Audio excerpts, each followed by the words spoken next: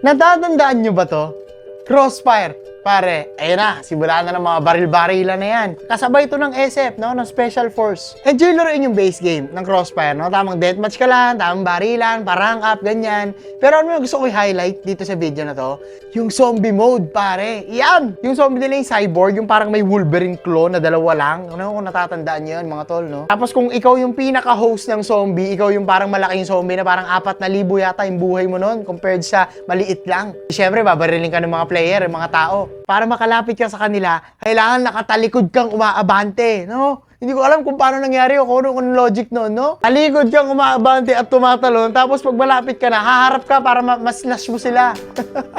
Yung ibang zombie na traidor, hinaharangan pa yung daanan para hindi mapunta yung ibang zombie at mahiwa yung tao sa loob, eh. Ako, sobrang nag-enjoy kami doon sa zombie mode ng Crossfire, talagang patay oras, no? Lilipas yung oras mo habang nilalaro mo yun. Hindi ako lumakas dun sa base game, dun ako lumakas sa zombie mode. Ano ba ba?